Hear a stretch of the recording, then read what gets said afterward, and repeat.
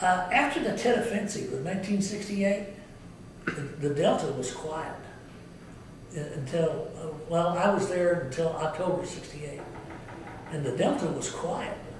We didn't have very much activity. Very soon did we get activity on the river at night, but before the Tet Offensive, we had all kinds of little sampans running up and down the river at night, and we'd be, it was so dark down there you couldn't see anything. You got to look at your hand, you couldn't see your hand in front of your face. We'd sit there tied up to the bank someplace and wait until we heard a sampan going down. And then all of a sudden we'd light it up with a flare and start shooting at it. And because there was a curfew, you're not supposed to be out at night in the dark. And every once in a while we'd get secondary explosions from them where they were carrying ammunition or something. But, that was, that was pretty much the extent of what we did. We didn't get into any big battles or anything. We used to take a lot of troops in. We did some ground operations.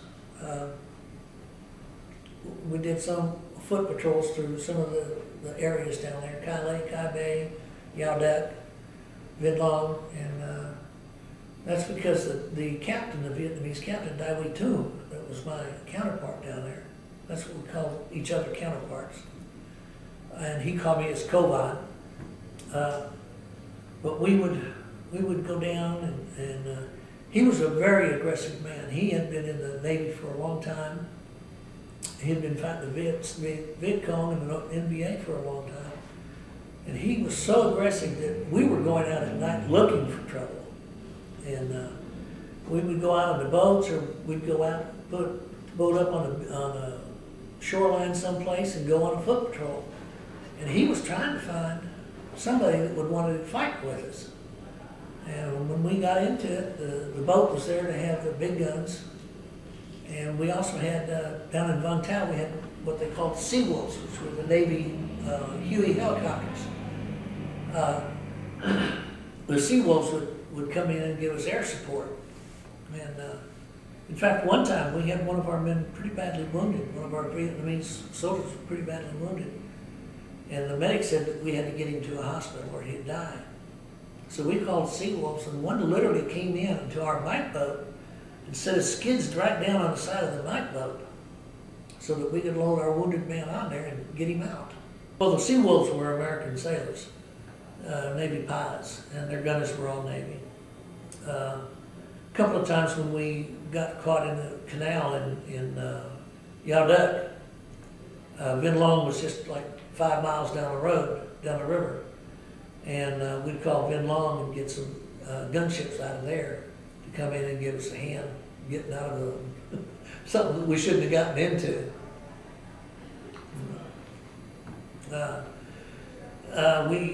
We never operated with any American forces other than that.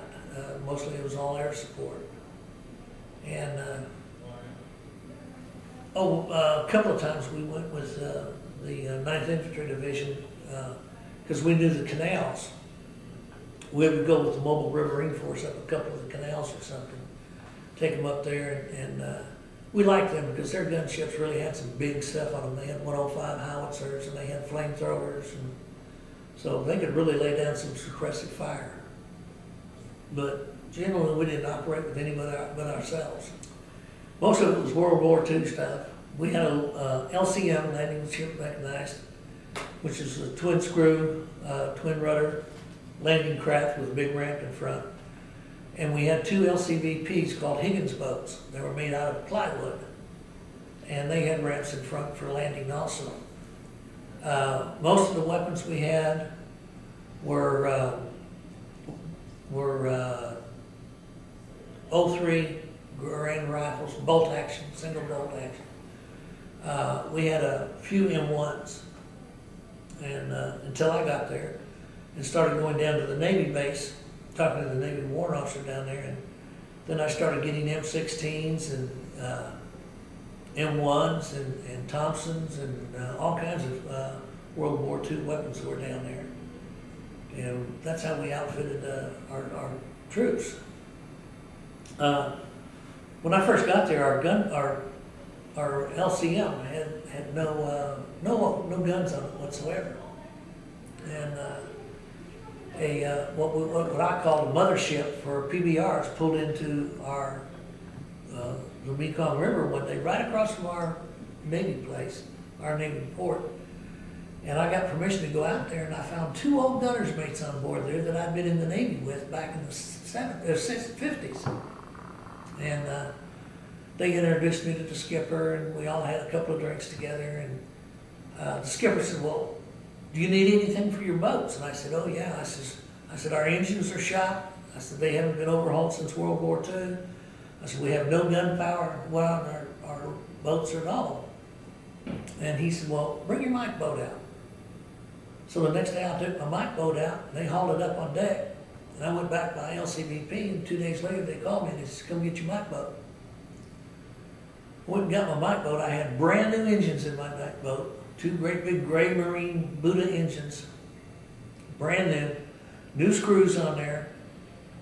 They had reinforced steel decks, had put 50 caliber machine gun mounts on there, had put on the stern, and then they put 50 caliber machine gun mounts on the gunnels, and they put 30 caliber machine guns on the gunnels with weapons. And in the middle of the deck, we had an old 81 millimeter Navy deck mortar. So then they said, "Now, how are your LCBPs?" I said, "They're in the same shape." So I took them out, and they kept the LCBPs for a couple of days. They rebuilt the engines. When they came back, I had twin 30 caliber machine guns mounted on them.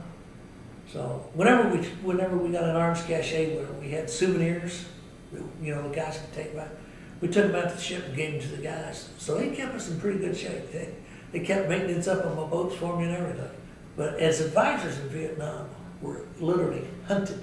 They had VC had headhunters out for us because they didn't like us. We were supplying the Vietnamese people with weapons, with training, with ammunition, with tactics and everything, and gun support. So they were literally hunting advisors down, and they had rewards out on us. And for some reason, I feel like if I went back, they'd still be looking for me because they had some heavy rewards out on us.